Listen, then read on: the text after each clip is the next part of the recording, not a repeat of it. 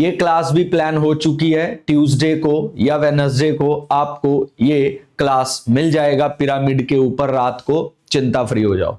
अभी बात सुनिए ध्यान से। तो जिसको भी लगता है कि सारा पढ़ना है, सारा कोऑर्डिनेट ज्योमेट्री नहीं हो पाएगा, मुझे नहीं पता आप पहली बार पढ़ रहे हैं या आपने पहले कभी पढ़ा है, तो मैं बस कुछ इंपॉर्टेंट पॉइंट्स बताऊंगा जो लास्ट ईयर के सवालों में रिपीट हुए हैं या आगे चलकर आपको पेपर में देखने को मिल सकते हैं। ये दो बातों के कॉम्बिनेशन को लेकर मैं आपको कोऑर्डिनेट के बारे में कुछ चीजें बताऊंगा। Good morning Ayush. तो बिना किसी देरी के मैं स्टार्ट करना चाहूंगा। मान लीजिए एक कोऑर्डिनेट है सर x और y। हमेशा याद रखना इस कोऑर्डिनेट का ये वाला जो हिस्सा है इसको एब्सिसा और इसको ऑर्डिनेट बोलते हैं। तो कभी कभार इस पे सवाल बन जाता है, जैसे आपको एक कोऑर्डिनेट दे देगा और बोलेगा बताओ एब्सिसा कितना है, या बोलेगा आपको कि आपका ऑर्डिनेट कितना है, इस प्रकार का सवाल, या कोई भी छोटा मोटा एग्जाम्पल इस पे बन सकता है। हालांकि आप अपने पिछले कितने भी साल उठा के देख लो, आपको एसएससी, सीजीएल, सीएचएसएल में नहीं देखने को मिला होगा। तो आप एक एग्जाम्पल देखिए क्या लिखा है। द ऑर्डिनेट ऑफ पॉइंट, इस पॉइंट का जो ऑर्डिनेट है वो डबल है एब्सिसा का। तो ये आपका ऑर्डिनेट होता है और ये आपका एब्सिसा होता है। तो जो आपका ऑर्डिनेट है वो आपके एब्सिसा का डबल है, ये आपको बोला गया है। अगर आप लाइन को ध्यान से पढ़ेंगे ये लिखा गया। तो आपके पास आ गया 5k + 1 बराबर 4k माइनस का 6। तो k इज इक्वल टू, अगर मैं यहां से एक सेकेंड, हाँ, तो हमें पूछा गया है k इज इक्वल्स टू कितना आ गया भाई, माइनस का 7। अब हमसे पूछा गया है एब्सिसा बताओ, ये रहा सर आपका एब्सिसा। तो 2 गुना माइनस का 7 और माइनस का 3, तो आपका एब्सिसा कितना आ गया, माइनस का 17 आ गया। तो प्लीज जो पहला पॉइंट बताया है उसको अगर दिमाग में रखोगे कि एक कोऑर्डिनेट है कहीं पर और उसमें एक एब्सिसा होता है, पहला जो वैल्यू है x वाला जो पार्ट है और दूसरे वाला पार्ट ऑर्डिनेट होता है, तो इस पर कभी कभार रेयरेस्ट चांस है सवाल देखने को मिल सकता है। जो लोग लेट आए हैं, मैं फिर बता रहा हूं, पूरा नहीं बता रहा हूं, मैं सिर्फ 5 या 6 चीजें सिखाने वाला हूं जो आपको तुरंत समझ आ जाएंगी। स्लोप एक बार में समझ नहीं आएगी, उसके लिए बहुत डिटेल में जाना पड़ेगा। तो मेरे पूरे चांसेस हैं कि मैं अपकमिंग किसी दिन एक मैराथन लेके आधे पौने घंटे, 1 घंटे, 1.5 घंटे की, मैं आपको स्लोप को एक एक पॉइंट रफली क्लियर करके दूंगा कि हाँ ये देखो। चलिए, ये था पहला पॉइंट सर। दूसरा पॉइंट लिखिए सर, पोलर कोऑर्डिनेट्स। अब पोलर कोऑर्डिनेट्स के बारे में आपको 2 बातें ध्यान रखनी है। पोलर कोऑर्डिनेट को लिखने का तरीका होता है r sin थीटा और r cos theta. Polar coordinate को लिखने का तरीका होता है r sin theta, r cos theta, r sin theta, r cos theta. अब आपको tan थीटा बराबर होता है y/x, ये याद रखना है, और r बराबर होता है x² प्लस में y²। और x और y क्या है ये आपको पहले से पता लग चुका है कि कोई भी कोऑर्डिनेट देगा वो सवाल के अंदर, मान लो कि कोई कोऑर्डिनेट है x और y, तो उसके निकालो कौन से सर जी, पोलर कोऑर्डिनेट्स। तो पोलर कोऑर्डिनेट्स की वैल्यू जो है वो ऐसे लिखी जाती है that r sin theta, r cos theta, और जिसमें tan थीटा बराबर होता है y/x के, और r बराबर होता है x square plus y square के अंडर रूट के। सारा डन। अब यहां आ जाओ, ये आपको कोऑर्डिनेट दे दिए गए, जैसा कि मैंने बोला था कि वो आपको कोऑर्डिनेट दे देगा, बताया था।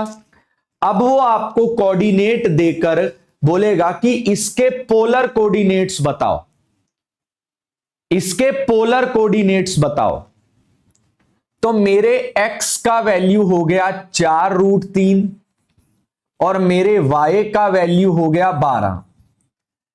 पोलर कोऑर्डिनेट्स को लिखने का तरीका याद होगा, r sin थीटा और r cos थीटा, ये होता है सर जी इसको लिखने का तरीका। अब मैं सबसे पहले थीटा निकालूंगा, तो याद करो tan थीटा किसके बराबर था, y/x के। आपका y 12 है, आपका x जो है वो 4√3 है, ये आपका 3 आ गया और ये आपका √3 हो गया। तो आपका जो थीटा है वो कितने डिग्री आ गया, आपका थीटा 60 डिग्री आ गया सर। क्यों? क्योंकि tan आ रहा है √3 के बराबर, जो कि 60 डिग्री पे हो सकता है।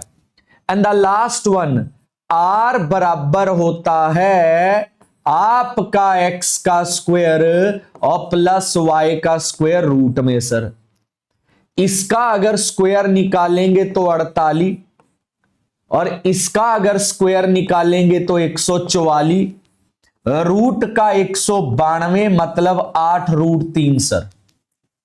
तो क्या अब आप बता सकते हैं कि आंसर क्या होगा? एनीवन? एनीवन? भाई सारी चीजें मैंने बता दी। भाई पोलर कोऑर्डिनेट क्या होता है, पोलर कोऑर्डिनेट निकाला कैसे जाता है, उसमें थीटा कैसे कैलकुलेट करते हैं, उसमें आर कैसे निकलता है। अब आप मुझे बस ये बताइए इसमें से कौन सा ऑप्शन मेरा आंसर है। आर कितना आया, 8√3, थीटा कितना आया 60 डिग्री, तो 8√3 sin 60 और 8√3 cos 60। ऑप्शन नंबर ए आपके सवाल का सही जवाब आ गया। तो सर ये था आपका point number 2, polar coordinate find करना। आप पिछले जितने मर्जी साल उठा लो, 2 उठा लो, 4 उठा लो, आपको नहीं देखने को मिला होगा। पर मैंने जैसा कि बोला, मैं बस कुछ इंपॉर्टेंट बातें बताऊंगा, पूरा कोऑर्डिनेट ज्योमेट्री नहीं बताने वाला, कुछ इंपॉर्टेंट जो मुझे लगता है आपको पेपर में देखने को मिल सकता है। पॉइंट नंबर 3, पॉइंट नंबर 3 है सर आपका डिस्टेंस फार्मूला। ये आपके काफी काम आ सकता है सर। तो डिस्टेंस फार्मूला क्या होता है लिख लीजिए सर, y2 माइनस y1 का whole square into x2 minus x1 का whole square, distance formula between 2 points. तो कभी भी 2 पॉइंट्स के बीच अगर हमें डिस्टेंस यानी दूरी निकालनी है तो हम इस फार्मूला का यूज करते हैं, दैट ब्रैकेट में y2 माइनस y1 का होल स्क्वायर प्लस ब्रैकेट में x2 माइनस x1 का होल स्क्वायर। हम इस फार्मूला का यूज करते हैं, हमें यह बात समझकर चलनी होगी सबसे पहले। तो ये रहे 2 पॉइंट, ठीक है जी। अब एक हो गया आपका x1 और y1, एक हो गया आपका x2 और y2। अब सबसे बड़ी बात है कि चाहे कोई चीज नेगेटिव आ जाए चाहे पॉजिटिव आ जाए, स्क्वायर होकर वो पॉजिटिव हो ही जाएगी। तो दोनों पॉइंट के बीच का डिस्टेंस बताओ। तो 4 में से 2 गया 2 और 2 का स्क्वायर आ गया 4 सर। 2 में से 3 गया माइनस का 1, माइनस के 1 का स्क्वायर 1 आ गया और दोनों पॉइंट के बीच का जो डिस्टेंस है वो रूट का 5 आ गया। सिंपल सटीक बात खत्म sir ji. Option number B is right. ये सबसे ज्यादा जरूरी कहां लगेगा आपको आगे चल के दिखाऊंगा, बट अगर 2 पॉइंट के बीच का डिस्टेंस आपसे मांग ले तो आपको ये आना चाहिए। अब ये भी हो सकता है कि वो बोले कि ये 2 कोऑर्डिनेट है, एक ये कोऑर्डिनेट है, एक ये, और उनके बीच का डिस्टेंस 26 है, तो बताइए आपके y का वैल्यू क्या है? तो सर डिस्टेंस का फॉर्मूला है, याद करिए, y2 माइनस y1 का whole square plus x2 minus x1 का होल स्क्वायर। यही है, यही है। डिस्टेंस 26 दे रखा है, अगर मैं स्क्वायर कर दूंगा तो ये वाली चीज कट जाएगी, और बच्चे आपका ये 18 में से 6 गया, जब 18 में से 6 जाएगा वो प्लस का 24 हो जाएगा, और प्लस के 24 का जो स्क्वायर है वो 576 हो जाएगा। ठीक है जी, और इधर क्या है? प्लस है। प्लस में अब आप अपना थोड़ा सा दिमाग लगाओ, क्या आएगा? 6 माइनस वाई का स्क्वायर आपके सामने यहां आ जाएगा। तो बच्चा ये हो गया आपका 676 माइनस में 576, ये हो गया आपका 6 माइनस वाई स्क्वायर। क्या बच्चों इस पूरे का वैल्यू, भाई हां या ना में जवाब देना, क्या 6 माइनस वाई जो है वो 10 के बराबर हो जाएगा? जी हां, 6 माइनस वाई जो है वो 10 के बराबर हो जाएगा। तो आपके y का वैल्यू जो है वो माइनस का 4 आ जाएगा, यानी ऑप्शन नंबर 4। और 2022 में यह सवाल आपको पूछा गया है। तो डिस्टेंस के ऊपर एक आधा एग्जाम्पल कभी कभार, जैसा कि मैं क्या बोल रहा हूं, सबसे पहले मैंने आपको बताया कि एब्सिसा क्या होता है, ऑर्डिनेट क्या होता है, उस पे कभी कभार रेयर चांस है सवाल आ सकता है। पिछले कई सालों में नहीं आया पर आ सकता। दूसरा, पोलर कोऑर्डिनेट क्या होते हैं, तीनों चीजें कैसे निकलती हैं पोलर कोऑर्डिनेट की, वो आपके सामने है। भाई थीटा कैसे निकलता है, आर कैसे निकलता है, और पोलर कोऑर्डिनेट को लिखने की फॉर्म क्या होती है। तीसरा, मैंने आपको बताया कि दो पॉइंट्स के बीच डिस्टेंस क्या होता है, जिसके 2 एग्जाम्पल आपको बताए। अब बात करेंगे सर चौथे पॉइंट पर, और चौथा पॉइंट है सेक्शन फॉर्मूला। अब ये 2 तरीके का सेक्शन होता है, एक इंटरनल होता है और एक एक्सटर्नल होता है। तो दोनों को एक ही जगह पर बताता हूं सर, सेक्शन फॉर्मूला, एक इंटरनल एक एक्सटर्नल। पहले मेरी बात सुनना अब जरा। मेरे पास 2 कोऑर्डिनेट्स थे, एक ए और एक बी। इसको मैंने नाम दे दिया x1 और y1 का, इसको मैंने नाम दे दिया x2 और y2 का। एक पॉइंट यहां पर P है जिसने इन दोनों पॉइंट को m/n में बांट दिया। सुन लीजिए, एक पॉइंट है मेरे पास P जिसने इन दोनों को m/n में बांट दिया। इसको बोलते हैं इंटरनल सेक्शन या इंटरनल डिवीजन। क्या बोलते हैं? Internal division. अब मैंने बोला मेरे पास एक कोऑर्डिनेट है A, x1 y1, और यहां पर है एक B, x2 और y2, और बच्चा एक पॉइंट P ने इनको एक्सटर्नली डिवीजन किया है, वो भी किस रेशियो में? m/n में। तो बच्चा ये याद रखना, आप अगर समझ गए हो, ये वाला जो डिवीजन है, ये वाला, this is the internal, this is the external. बोलो डिफरेंस क्लियर हुआ? पहले तो ये बताइए कि इंटरनल डिवीजन क्या होता है और एक्सटर्नल डिवीजन क्या होता है। सेक्शन के 2 फॉर्मूला होते हैं, एक इंटरनल डिवीजन का और एक एक्सटर्नल डिवीजन का। अब मुझे अगर बोल दिया जाए कि मनीष भाई x निकालना है, तो x निकालने का लॉजिक होगा mx2 प्लस nx1 अपॉन में m प्लस n। y निकालने का फॉर्मूला होगा my2 प्लस ny1 अपॉन में m प्लस n। और इस एक्सटर्नल डिवीजन में x निकालना है सर, इसके कोऑर्डिनेट ले लिए हमने x और y। अगर x निकालना है तो mx2 माइनस में nx1, सॉरी ये nx1 अपॉन में m माइनस n, और y बराबर my2 माइनस में ny1 upon m minus n। Please लिख लीजिए, एक इंटरनल डिवीजन का फॉर्मूला और एक एक्सटर्नल डिवीजन का फॉर्मूला। ये दोनों ही देखो, मैं सिर्फ वही चीज आपको बता रहा हूं आज जो आपको पेपर में देखने को मिल सकती है या कहीं ना कहीं एसएससी के पॉइंट ऑफ व्यू से इंपॉर्टेंट है।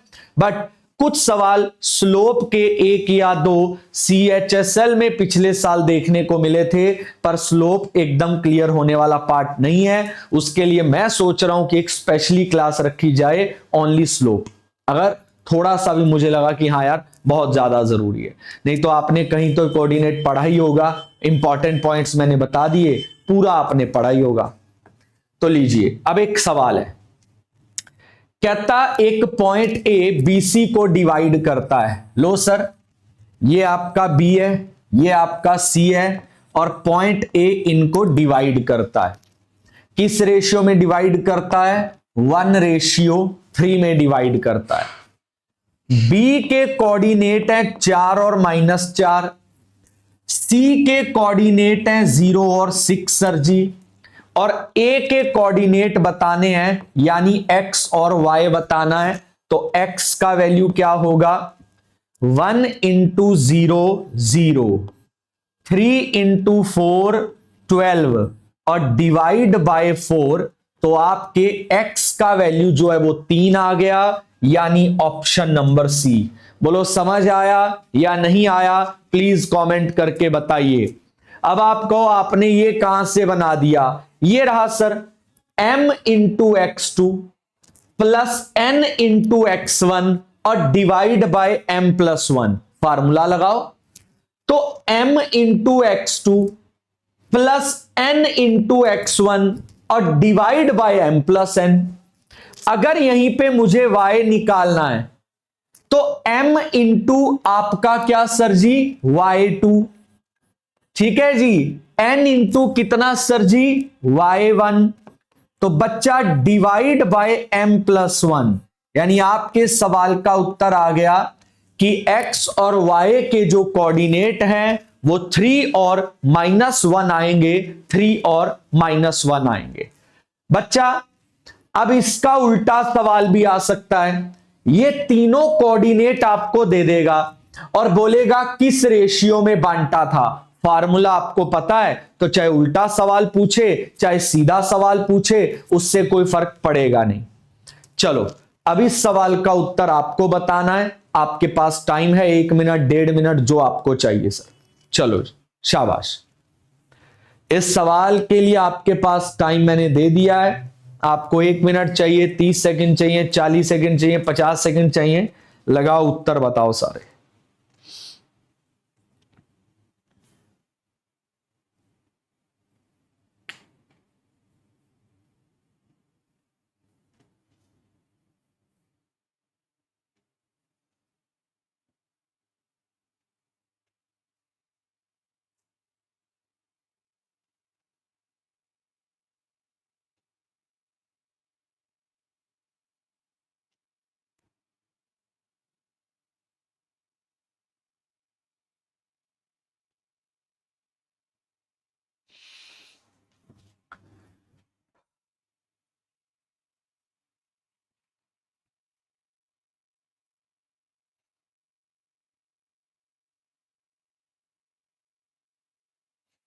ए ओके, लिखा है z और x 2 पॉइंट हैं। तो लीजिए सर, एक पॉइंट है z जिसके कोऑर्डिनेट हमें दे रखे हैं, एक पॉइंट है x जिसके कोऑर्डिनेट हमें दे रखे हैं, और एक पॉइंट है y जो इनको एक्सटर्नली डिवाइड करता है 4:3 के अंदर।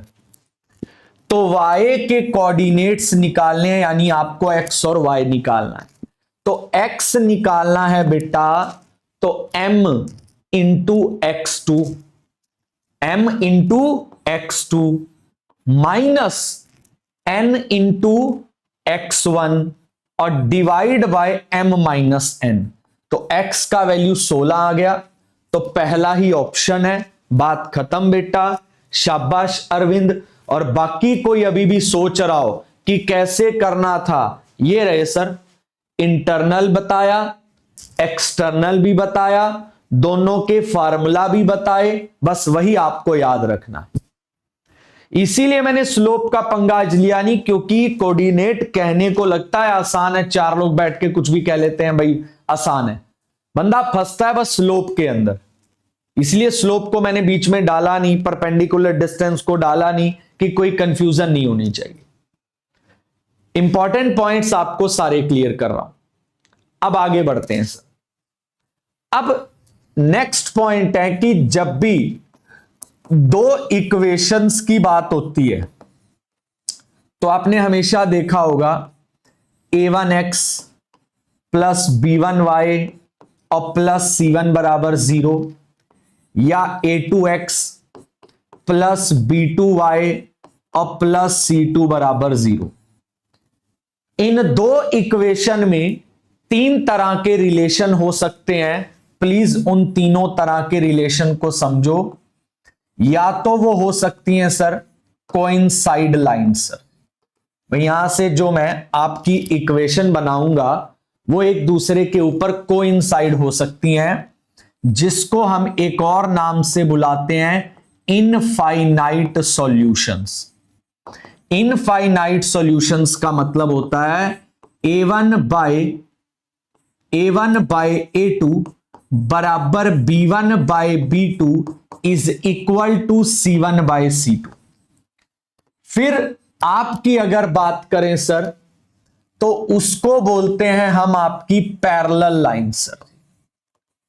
पैरेलल लाइन सर जी, इस पॉइंट को प्लीज गौर से देख लीजिए, सारा कुछ आपके सामने लिखा हुआ है। ये पॉइंट ऐसे नहीं क्लियर होगा कि आप कहो कि ले मैं जाऊंगा और बैठूंगा और सारा क्लियर हो जाएगा। नहीं भाई, ये पॉइंट सीखने से पहले पूरी क्लास एक रिक्वेस्ट कर रहा हूं, ईमानदारी से अब एक एक पॉइंट को सीखना, जो पॉइंट मैं आपको यहां बताऊंगा। जल्दबाजी करी तो फिर आप मुझे बाद में कहेंगे कि यार ले सर थोड़ी सी जल्दबाजी हो गई, और फिर वो उसके नुकसान आप ही को झेलने पड़ेंगे भाई। तो मैं इसको आगे बढ़ने से पहले आपको फिर से बता रहा हूं बार बार कि थोड़ा सा, ज्यादा नहीं, बहुत बहुत बहुत नाजुक सा पॉइंट, थोड़ा सा ध्यान रखना कि आपको कोऑर्डिनेट के बारे में समझ आना चाहिए। ठीक है जी, इसके बाद अगर हम आगे बढ़ेंगे तो आपको दिक्कत नहीं आनी चाहिए। ठीक है जी, उम्मीद करता हूं आपने मेरी बात सुन ली हो कि इस पे ध्यान देना है। अब देखो सर, जब आप इस पे बात करोगे तो आपको सबसे पहले मैंने बताया इनफाइनाइट सॉल्यूशन, फिर पैरेलल लाइंस का मतलब होता है नो सॉल्यूशन, और नो सॉल्यूशन का मतलब होता है a1 by a2 is equal to b1 by b2 is not equal to c1 by c2। ये लिख लीजिए भाई, a1 by a2 is equal to b1 by b2 is not equal to c1 by c2। And the last one is the, जब दो लाइनें एक दूसरे को इंटरसेक्ट कर रही हैं, इंटरसेक्ट लाइंस या इंटरसेक्टिंग लाइंस। अब बच्चों इसमें है a1 by a2 is not equal to b1 by b2 is not equal to c1 by c2, और इसको बोलते हैं वन सॉल्यूशन, या फिर बोलते हैं इसको यूनिक सॉल्यूशन सर। और बच्चों most repeated question of the assessee CGL 2023, 2024, 2022, जो सबसे ज्यादा कोऑर्डिनेट ज्योमेट्री से सवाल आता है वो इन तीनों से आएगा सर। वो आ जाए कॉन्साइड लाइंस पे, जिसको ओवरलैपिंग भी बोलते हैं सर।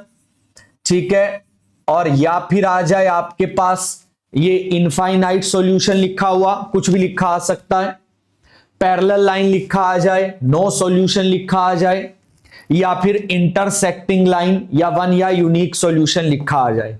जैसे ये रहा एक 2024 का सवाल, कि k का वैल्यू क्या होगा अगर इनमें नो सॉल्यूशन है।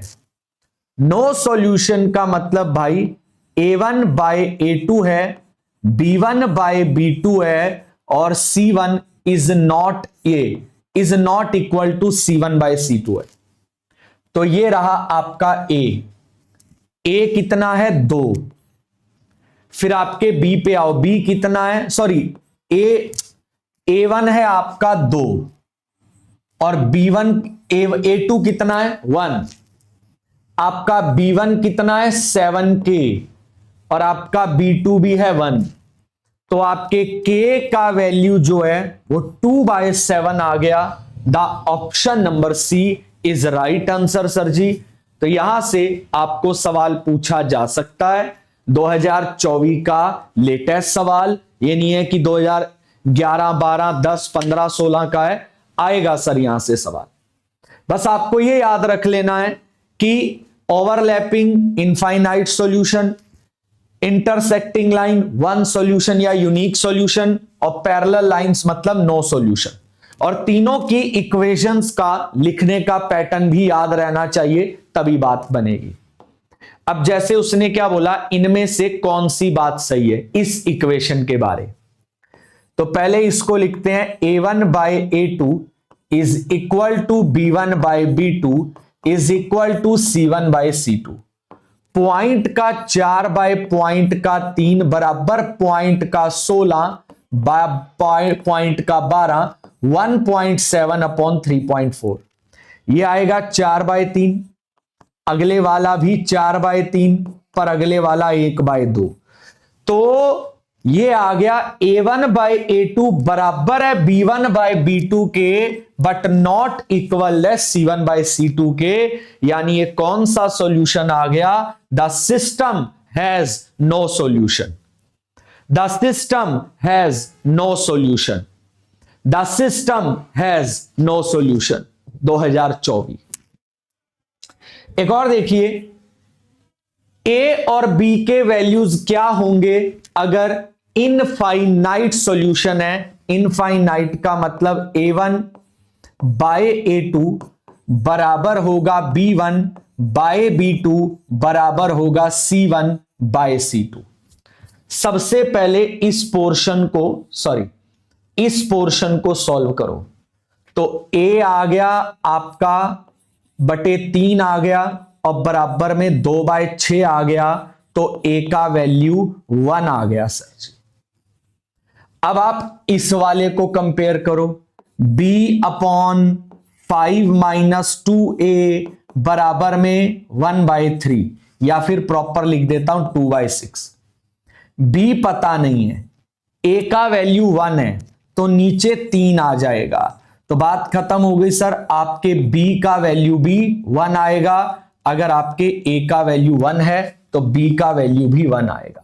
Option number D sir, the right answer is option number D sir, a भी 1 और b भी 1। अब आप कहोगे आपने इन दोनों को बराबर क्यों रखा सर, जब ये तीनों बराबर हैं तो ये दोनों भी बराबर हैं, है ना जी, और ये दोनों भी बराबर है, बस कोई प्रॉब्लम ही नहीं है। एक बच्चे का उत्तर ए आ रहा है। अच्छा हाँ, यहां माइनस है, यहां माइनस है, तो बिल्कुल माइनस का 1 आएगा।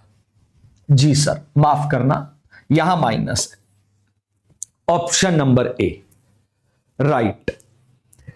चलिए आगे देखते हैं एक और पॉइंट। यहां पर फिर से लिखा है नो सॉल्यूशन है, तो ए और बी का वैल्यू बताओ। तो नो सॉल्यूशन का मतलब क्या बताया था, a1 बाय a2 बराबर b1 by b2 is not equal to c1 by c2। इसका यूज करोगे, नो सॉल्यूशन वाला पैटर्न आपका सॉल्व हो जाएगा। तो चलिए भाई, यहां भी नो सॉल्यूशन है, ट्राई मार लेना, आप लोगों को सवाल बता दिए। यहां इनफाइनाइट सॉल्यूशन है, ये भी हो जाएगा।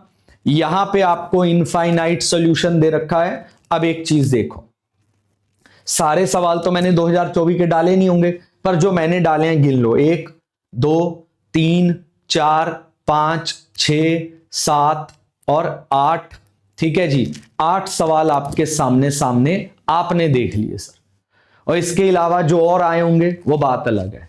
तो यही इकलौता सबसे ज्यादा रिपीट होने वाला सवाल। अब बच्चों, अब ये देख रखा है कि एक ट्रायंगल है, आपको बोला गया भाई एक ट्रायंगल है जिसके ऑर्डिनेट्स जो हैं, सॉरी कोऑर्डिनेट्स होता है वो 4 और 0, एक के दे रखे हैं 0 और 0, एक के दे रखे हैं -3 और 4। तो आपको बताना ये कौन सा ट्रायंगल है। बच्चों एक बात बताओ जल्दी से, आज जब मैंने आज का तीसरा पॉइंट पढ़ाया था कि 2 पॉइंट्स के बीच का डिस्टेंस कैसे निकालते हैं, तो बच्चों वही वाला लॉजिक लगाकर आप पहले इन दोनों पॉइंट के बीच का डिस्टेंस निकालोगे, फिर इन दोनों का, फिर इन दोनों का। चलो पहले इन दोनों का निकालते हैं। क्या फार्मूला था याद करो, -3 में से 0 गया, -3 और -3 का स्क्वायर 9, 4 में से 0 गया 4, 4 का स्क्वायर 16, तो आपकी ये वाली साइड जो है 5 आ गई। -3 में से 4 गया तो माइनस का 7 हो जाएगा, और माइनस के 7 का स्क्वायर 49, और 4 में से 0 गया 4, तो ये आ गया सर आपका रूट का 65 यानी रूट का 65। एंड द लास्ट वन ये आ जाएगा सर आपका ओनली 4 सर। अब 3 बातें लिखो सर, 3 बातें।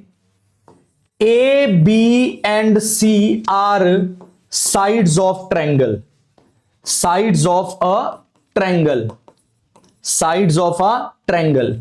And C is largest. C is, ये लिखो जरूरी, C is largest. तो बेटा अगर 2 छोटी भुजाओं के स्क्वायर का योग बड़ी वाली से बराबर हो, बड़ी वाली से बड़ा हो गया, 2 छोटी भुजाओं के स्क्वायर का टोटल अगर बड़ी के स्क्वायर से बड़ा निकला तो ये एक्यूट होगी, और 2 छोटी के स्क्वायर का योग अगर तीसरी के स्क्वायर के बराबर निकला तो ये राइट एंगल ट्रायंगल हो गई, और अगर 2 छोटी भुजाओं के स्क्वायर का योग तीसरी के स्क्वायर से छोटा निकला तो ये आपका ऑब्ट्यूज ट्रायंगल हो जाएगा। तो यहां पर 2 छोटी भुजाएं कौन सी हैं, एक 4 और एक 5।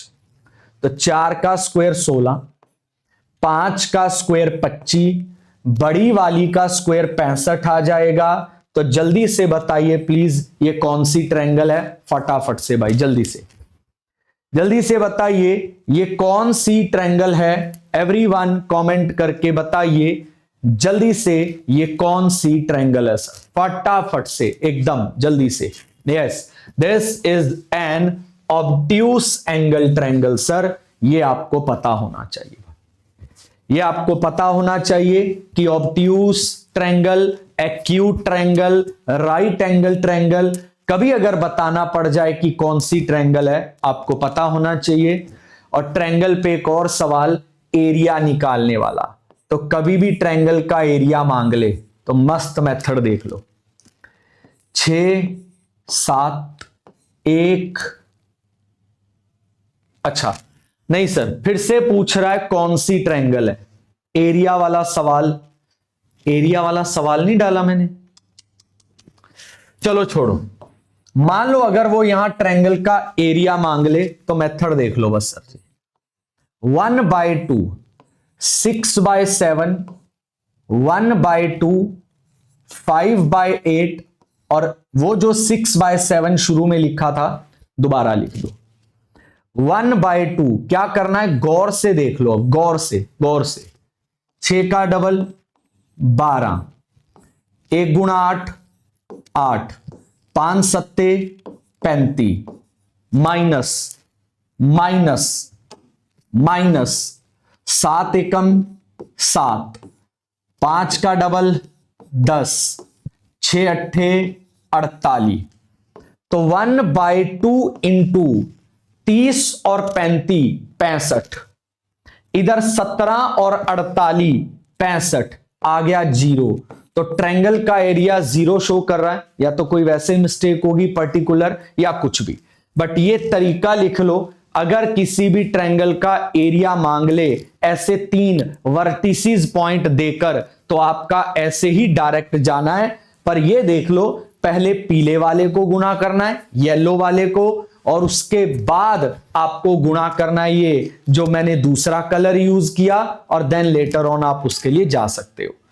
तो ये हो गया सर आपका 65, और ये 12, 8, 20 और 35, 55 आएगा सर। ये बच्चे जोड़ने में गलती है, दिस विल बी द 55 और दिस विल, ये भी 55 नहीं, ये आएगा 65। तो आपके ट्रायंगल का एरिया -5 आ रहा है, हालांकि -5 होगा नहीं एरिया, ये जस्ट एक स्टेटमेंट है बेटा।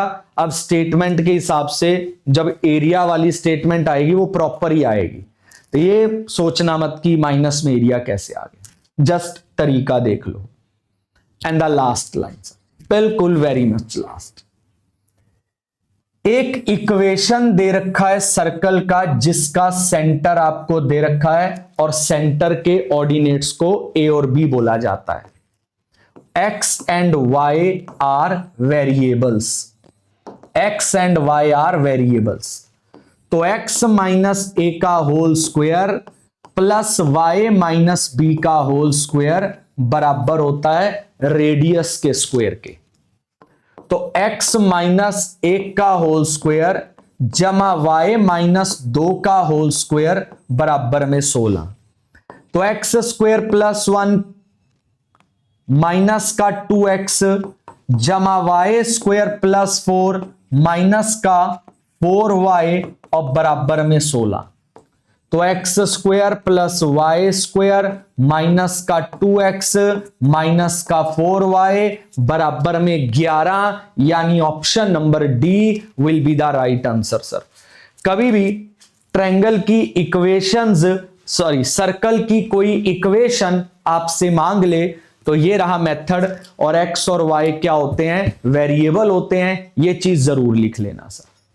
एंड द लास्ट वन आज की बात, इस इक्वेशन में आपको सेंटर और रेडियस बताना है। तो लिखो भाई, ये बराबर होता है -2a के, और ये बराबर होता है -2b के। अब आप कहोगे आपको कैसे पता लगा, यहां से माइनस का 2a माइनस का 2b, ठीक है जी, यहां से। तो a का वैल्यू आ गया -3, b का वैल्यू आ गया -4। तो क्या पूछा है, सेंटर फाइंड करो, तो सेंटर आपका सामने। रेडियस फाइंड करनी है तो सीधा लॉजिक लगाओ, a square plus B square minus का c, ये आपका c होता है, ध्यान रखना। तो a कितना है, a 3 है, 9 आ गया, b 4 है, 16 आ गया, c 11 है, आपके सवाल का उत्तर आ गया √14 सर। अब आपको सेंटर निकालना है, रेडियस निकालना है, कुछ भी निकालिए, दैट्स ऑल भाई। स्लोप मैं फिर बोल रहा हूं, मैंने नहीं बताई, या परपेंडिकुलर डिस्टेंस किसी पॉइंट से मैंने नहीं डिस्कस किया, अपनी तरफ से वो पढ़ना है, पढ़ लेना। सवाल 2024 में एक आधा देखने को मिला है, CHSL में 1-2, और आप अगर चाहते हैं कि उसको पढ़ा, अब जैसे स्लोप में अभी भी शुरू करूं तो भाई साहब पहले ये बताना पड़ेगा स्लोप के टाइप्स क्या होते हैं, फिर उसको समझना पड़ेगा। तो इसीलिए जितना आज बताया है उतना काफी है मेरे ख्याल से। चलिए, धन्यवाद बच्चों।